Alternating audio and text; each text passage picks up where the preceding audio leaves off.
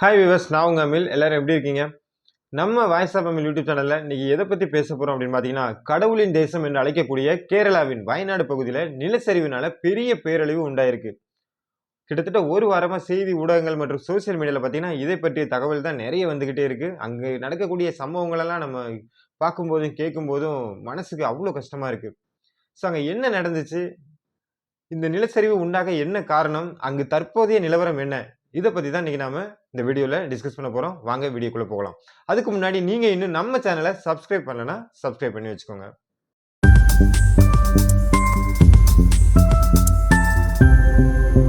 கடந்த ஜூலை 29ஆம் தேதி நள்ளிரவு 2 மணிக்கு எல்லாரும் தூங்கிட்டு இருந்த அந்த நேரத்துல, கேரளா வயநாடு பகுதியில அதிகமா கனமழை பெஞ்சிருக்கு. அன்னைக்கு எதிர்பார்த்தத விட கனமழை அதிகமாவே இருந்திருக்கு. சேம் டைம் அங்க நிலச்சரிவும் உண்டாயிருக்கு. இந்த கனமழையினால உண்டான வெள்ளம் மற்றும் இந்த நிலச்சரிவுனால அந்த பகுதியில இருந்த நெறைய வீடுகள் வந்து பார்த்தீங்கன்னா, அடித்து செல்லப்பட்டிருக்கிறதுன்னு சொல்லியிருக்காங்க. சேம் டைம் பார்த்தீங்கன்னா, நெறைய வீடுகள் வந்து மண்ணோடு மண்ணா புதைக்கப்பட்டிருக்கு.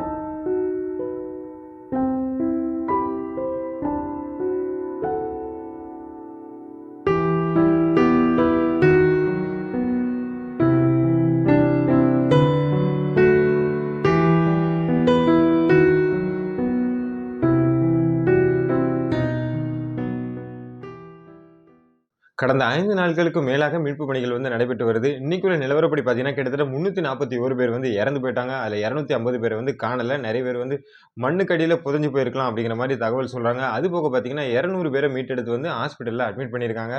அதுக்கப்புறம் பார்த்தீங்கன்னா, 93 நிவாரண முகாம்ல கிட்டத்தட்ட 1000த்துக்கும் மேற்பட்டோர் வந்து அங்க தங்க வைக்கப்பட்டிருக்காங்க. அதிகாலை 3 மணிக்கு உருவான இந்த நிலச்சரிவு மேப்பாடி, முண்டகை, சூரல்மலை, அட்டமலை இந்த பகுதிகளுக்கு பார்த்தீங்கன்னா, அடுத்தடுத்து நிலச்சரிவு வந்து உண்டாகிட்டே இருந்திருக்கு. இதனால நெறைய மக்கள் வந்து மண்ணோடு மண்ணா புதைஞ்சு போறாங்க. கிட்டத்தட்ட பார்த்தீங்கன்னா, முப்படை ராணுவ வீரர்களும் களத்துல இறங்கி, அவங்கள வந்து மீட்கும் பணிகள்ல வந்து ரொம்ப தீவிரமா ஈடுபட்டுட்டு இருக்காங்க. ராணுவ வீரர்கள் மட்டும் அங்க மீட்பு பணிகள்ல ஈடுபடல. அதுபோக நெறைய தன்னார்வலர்கள் இருக்காங்க. அதுபோக ஆர்எஸ்எஸ் அமைப்பினர் அவங்க வேற ஹெல்ப் பண்ணியிருக்காங்க. அதுபோக பார்த்தீங்கன்னா, பொதுமக்கள், இளைஞர்கள் நெறைய பேர் வந்து பார்த்தீங்கன்னா, களத்துல இறங்கி அங்க அந்த மக்கள மீட்கும் பணிகள்ல வந்து ஈடுபட்டுட்டு இருக்காங்க. சூரல்மலை, முண்டகை இந்த 2 பகுதிகளுமே ரொம்பவே பாதிக்கப்பட்டிருக்கு. கிட்டத்தட்ட முண்டகை அப்படிங்கிற கிராமமே அழிஞ்சு போயிட்டு அப்படிங்கிற மாரி தகவல் சொல்றாங்க. அதுபோக பார்த்தீங்கன்னா, அந்த கிராமங்கள தொடர்பு கொள்ள இருந்த ஒரு பாலமும் அடிச்சுட்டு போயிட்டு, திரும்ப பார்த்தீங்கன்னா, அந்த பகுதி வந்து ஒரு தீவாவே காட்சியளிச்சிருக்கு. திரும்ப நம்ம ராணுவ வீரர்கள் வந்து ஒரே நாள் கஷ்டப்பட்டு எப்படியோ ஒரு இரும்பாலான பாலத்த வந்து உருவாக்கியிருக்காங்க. கிட்டத்தட்ட அவங்களுக்கு வந்து ரொம்பவே நம்ம நன்றி சொல்லணும். அதுக்கப்புறம் பார்த்தீங்கன்னா மீட்பு பணியில அங்க ஈடுபடுறது வந்து சர்வ சாதாரண விஷயம் கிடையாது. ஏன்னா 4 நாட்கள் அங்க வந்து அதிக கனமழை வந்து பொழிஞ்சிட்டு இருக்கு. அதுபோக பார்த்தீங்கன்னா, அவங்க இடிபாடுகள்ல சிக்கியிருக்கவங்கள மீட்டெடுக்கும்போது அங்கருந்து நெறைய ராஜநாகங்கள், அதாவது அதிக விஷத்தன்மை வாய்ந்த பாம்புகள் வந்து வயநாட்ல தான் காணப்படுது அப்படிங்கிற மாரி ஒரு தகவல் இருக்கு. அதனால நெறைய பாம்புகள் காணப்படுறதுனால ரொம்பவே கஷ்டப்பட்டு, சிரமப்பட்டு தான் அங்க மீட்பு பணிகள்ல வந்து ஈடுபட்டு வராங்க.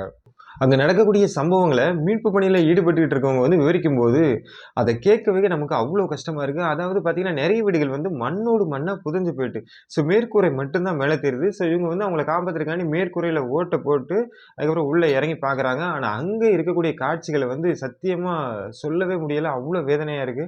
அது பார்த்தீங்கன்னா, ஒரு வீட்ல வந்து ஒரு தாய் வந்து கட்டில்ல படுத்துட்டு இருக்காங்க. அவங்க பக்கத்துல வந்து ஒரு குழந்தை இருக்கு.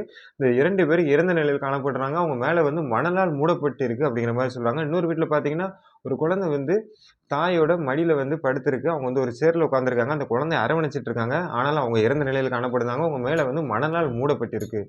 இதே மாரி நெறைய பேரு தூங்கிட்டு இருக்கும்போதே அவங்களோட உயிர் வந்து இந்த இயற்கைய விட்டு பிரிஞ்சு போயிருக்குன்னு சொல்லலாம். எவ்வளவு கொடுமையான விஷயம் அப்படின்னு பாருங்க. இது போக பார்த்தீங்கன்னா, அங்க உள்ள குழந்தைகள அடையாளம் காண முடியல. அதாவது அவங்களோட பெற்றோர்கள் வந்து உயிரோடு இருக்காங்களா? இல்லையா? அப்படிங்கிற தகவலே தெரியல. அதனால இறந்து போன குழந்தைகள அடையாளம் காண என்ன பண்றாங்க பாருங்க, அவங்க படிச்ச ஸ்கூல்ல இருந்து பக்கத்துல ஒரு ஸ்கூல் இருக்கு. அந்த ஸ்கூலே காணாம போயிட்டு வெள்ளத்துல, அந்த ஸ்கூல்ல ஒர்க் பண்ணிக்கிட்டு இருந்த ஒரு டீச்சர வர வச்சு, இது யாரோட குழந்தைங்க அப்படின்னு அடையாளம் காண சொல்லியிருக்காங்க. இத விட ஒரு கொடுமையான சம்பவம் இருக்குமா? நெனச்சு பாருங்க. இறந்து போன பல பேரோட உடல் பார்த்தீங்கன்னா, பல கிலோமீட்டருக்கு வந்து பார்த்தீங்கன்னா, ஆறுகள்ல அடித்து கொண்டு செல்லப்பட்டிருக்குன்னு சொல்றாங்க. அதாவது பார்த்தீங்கன்னா, அந்த வெள்ளத்துல ஒரு சில உடல்கள்லாம் கிட்டத்தட்ட 100 கிலோமீட்டர் தாண்டிலாம் போயிருக்குன்னு கூட சொல்றாங்க. அதாவது பார்த்தீங்கன்னா, ஆறோட ஓரத்துல கிட்டத்தட்ட 20 சடலங்கள், 30 சடலங்கள் 1, 2 இல்ல 20, 30, 40ன்னு அள்ளிட்டு வராங்க. ஒரு சில குடும்பங்கள்ல எல்லாருமே இறந்து போயிருக்காங்க. யாருமே உயிர் பிழைக்கல. அதுபோக பார்த்தீங்கன்னா, நெறைய குழந்தைகள் தங்களோட பெற்றோர்கள இழந்து அனாதையா அழுதுகிட்டு இருக்காங்க. அதுபோக பார்த்தீங்கன்னா, நெறைய பெற்றோர்கள் வந்து தங்களுடைய குழந்தைய இழந்து ஏங்கிட்டு இருக்காங்க. முக்கியமா மீட்பு பணியில ஈடுபட்டுட்டு இருக்கக்கூடிய எல்லாருக்குமே நம்ம நன்றி சொல்லணும். ஏன்னா, அங்க மீட்பு பணியில ஈடுபடுறது வந்து ரொம்ப சாதாரண விஷயம் கிடையாது. ஆனா, அங்க உள்ள காட்சிகள் அப்படி. அது போக பார்த்தீங்கன்னா, அங்க மழைப்பொழிவு அதிகமாவே இருந்துட்டு இருக்கு. இது போக நெறைய சினிமா பிரபலங்கள் வந்து அங்க நிதி உதவிய அளிச்சுட்டு வராங்க. முக்கியமா நம்ம தமிழ்நாட்டுல இருந்து நெறைய பேரு நிதி உதவி அளிச்சிருக்காங்க. அதுபோக நம்ம சிஎம் கூட நிதி உதவி அளிச்சிருக்காரு. அதுபோக அங்க கேரளாவுல உள்ள நிக்கிலா விமல் அந்த நடிகைய வந்து நம்ம பாராட்டியே ஆகணும். ஏன்னா, அவங்க ஆரம்பத்துல இருந்து நிவாரண உதவிகள வந்து வழங்கிட்டே வராங்க. ஸோ, மத்திய அரசு வந்து என்ன சொல்லுவாங்க அப்படின்னு பார்த்தீங்கன்னா, நாங்க 1 வாரத்துக்கு முன்னாடியே இந்த தகவல வந்து நாங்க குடுத்துட்டோம். அங்க நிலச்சரிவு உருவாக வாய்ப்பு இருக்கு. மழைப்பொழிவு பெய்ய வாய்ப்பு இருக்குன்னு சொல்றாங்க. ஆனா, நம்ம கேரள முதலமைச்சர் வந்து இத மறுத்திருக்காரு. அதாவது இந்த அளவுக்கு மழைப்பொழிவு இருக்கும்னு எங்களுக்கு தகவல் குடுக்கல. ஏதோ சுமாரான மழைப்பொழிவு தான் இருக்கும். அந்த மாரி தான் குடுத்தாங்க. ஆனா, எதிர்பார்த்தத விட அதிக மழைப்பொழிவு இங்க இருந்துச்சு அப்படிங்கிற மாரி சொல்லியிருக்காங்க. 2 பேருக்கும் இடையில ஒரு வார்த்தை போர் நடந்துகிட்டு தான் இருக்கு. இந்த மோசமான நிலச்சரிவு உண்டாக முக்கிய காரணம் என்ன அப்படின்னு பார்த்தீங்கன்னா, டீஃபாரஸ்டேஷன் தான். அதாவது காடுகளை அழித்தல்.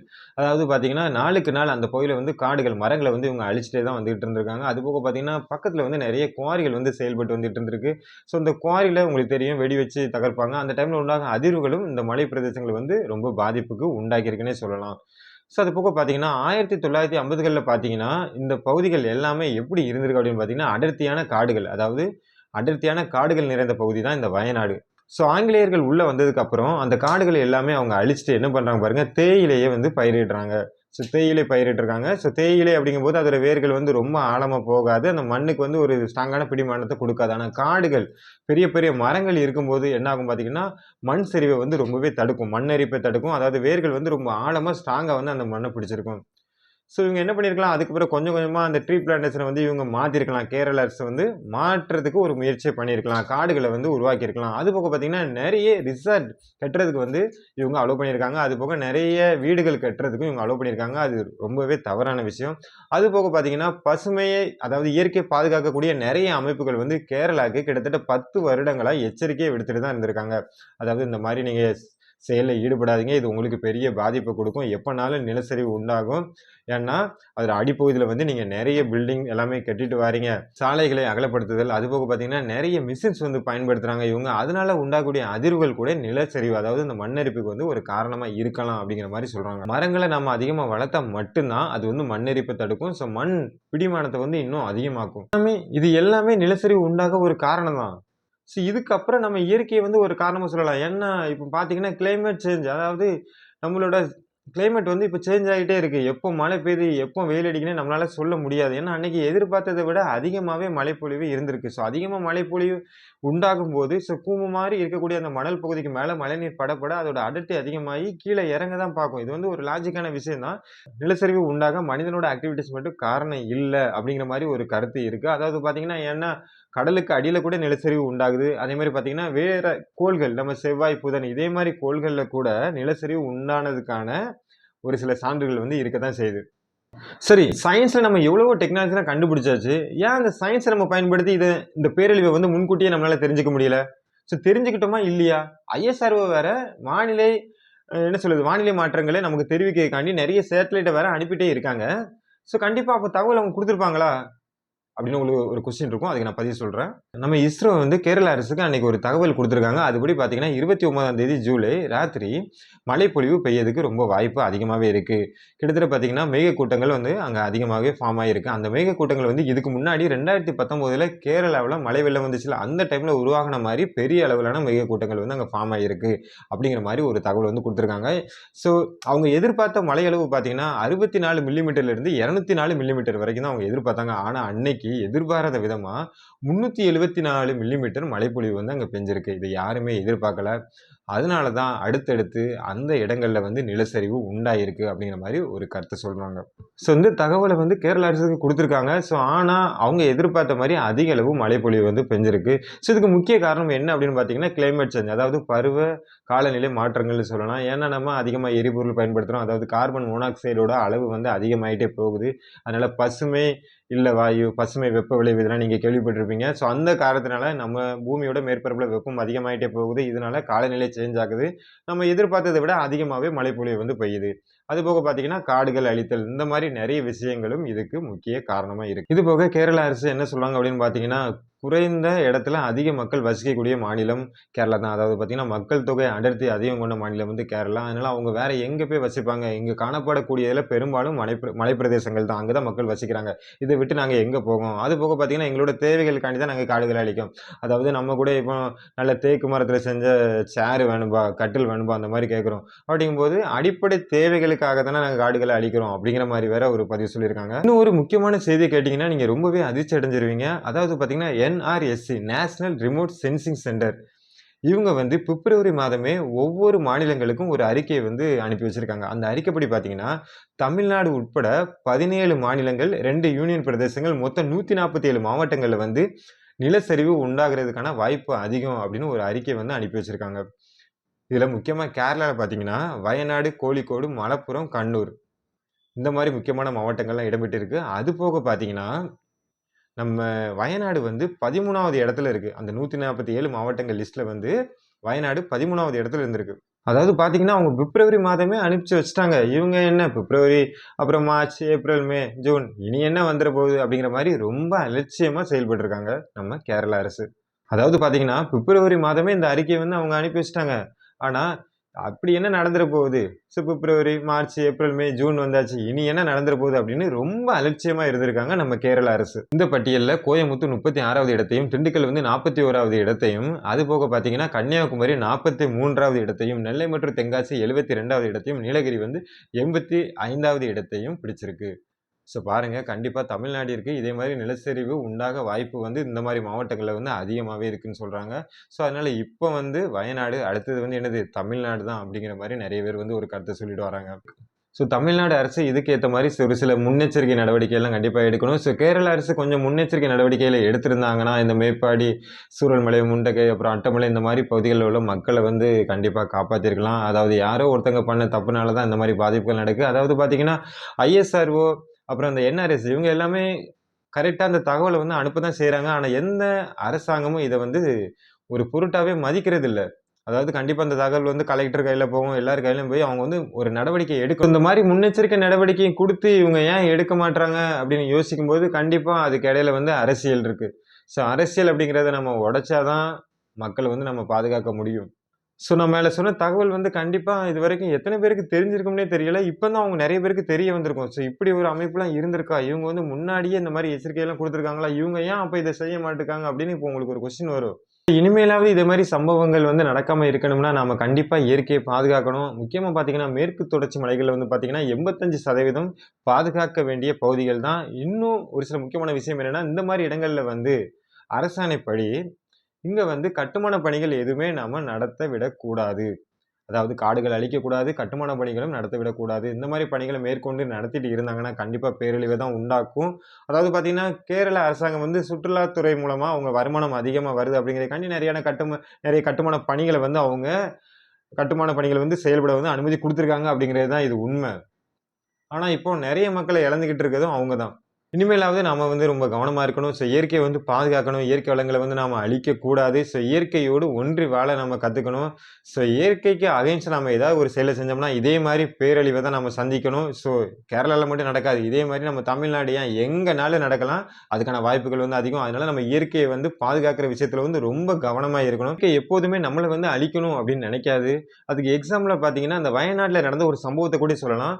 இந்த நிலச்சரிவுல தப்பித்த பாட்டி சுஜாதா வந்து நேத்து நிருபருக்கு வந்து பேட்டி குடுக்கும்போது சொன்ன விஷயம் தான் இது. அதாவது பார்த்தீங்கன்னா, சம்பவம் நடந்த அன்னைக்கு சுஜாதா அந்த பாட்டியும், அவங்களோட பேத்தி மிருதுளா 2 பேரும் வீட்ல தூங்கிட்டு இருந்திருக்காங்க. மழை நீர்லாம் வீட்டுக்குள்ள வந்தவுனே, பேத்திய தூக்கிட்டு இந்த பாட்டி வந்து வெளிய ஓடி வந்திருக்காங்க. வெளிய ஓடி வந்து பார்த்தா, எங்க பார்த்தாலும் நிலச்சரிவு, மழைப்பொழிவு. உடனே மலைக்கு மேல மேடான இடத்த நோக்கி ஓடி போறாங்க. "எப்பா எப்படியோ தப்பிச்சிட்டோம்டா" அப்படின்னு போயிட்டு இருந்திருக்காங்க. அந்த டைம்ல பார்த்தீங்கன்னா, அங்க 3 காட்டு யானைகள் வந்து அவங்கள வழிமறிச்சிருக்கு.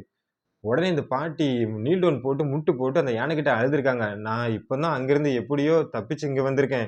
என்ன எதுவும் செஞ்சிராத. நான் ரொம்ப கஷ்டத்துல இருக்கேன்." அப்படின்னு சொல்லி அழுதுருக்காங்க. அழுத உடனே அங்க இருந்த 3 யானைகள்ல 1 யானை வந்து கண்ணீர் வடிச்சிருக்கு இவங்க சொல்றத கேட்டுட்டு. அதுபோக பார்த்தீங்கன்னா, அந்த 3 யானைகளும் அதிகாலை 6 மணி வரைக்கும் இந்த பாட்டிக்கும், அந்த பேத்திக்கும் பாதுகாப்பா அந்த இடத்திலேயே நின்றுருக்காங்க. காலையில அந்த மீட்பு பணி வீரர்கள் இருக்காங்கல்ல, மீட்பு படையினர் வந்ததுக்கு அப்புறம் தான் அந்த யானைகள் வந்து அந்த இடத்த விட்டு நகண்டு போயிருக்கு. பாருங்க கேட்கறதுக்கே எவ்வளவு மனசுக்கு வந்து ஒரு நெகிழ்ச்சியா இருக்குன்னு. யானைகள் கூட இந்த மனிதர்கள் மேல வந்து அவ்வளவு பாசமா, அக்கறையா இருக்கு. ஆனா நம்ம மனிதர்கள் தான் இயற்கை மீது வந்து இன்னும் வன்மத்த கக்கிட்டு இருக்கோம். அது 5 அறிவுள்ள யானைகள் கூட எவ்வளவு பாசமா அந்த இடத்துல நடந்திருக்கு பாருங்க. Okay viewers. என்னோட கருத்து என்னன்னா, முடிஞ்ச அளவு நாம வந்து இயற்கையை பாதுகாக்கணும். என்னதான் நம்ம அறிவியல் துறையில பல கண்டுபிடிப்புகள கண்டுபிடிச்சாலும், இயற்கை சீற்றங்களுக்கு முன்னாடி நம்மளால எதுவுமே பண்ண முடியாது. அதனால முடிஞ்ச அளவு நாம இயற்கையோடு ஒன்றி வாழ பழக வேண்டும். அதுபோக பார்த்தீங்கன்னா, வயநாடு பகுதியில உள்ள மக்களுக்கு உங்களால முடிஞ்ச அளவு உதவிகள வந்து செய்யுங்க. நெக்ஸ்ட் இதே மாரி வேற ஒரு டாபிக்கோட நான் உங்கள சந்திக்கிறேன். இந்த வீடியோ உங்களுக்கு பிடிச்சிருந்தா லைக் பண்ணுங்க, கமெண்ட் பண்ணுங்க, மறக்காம சப்ஸ்கிரைப் பண்ணுங்க. Thank you.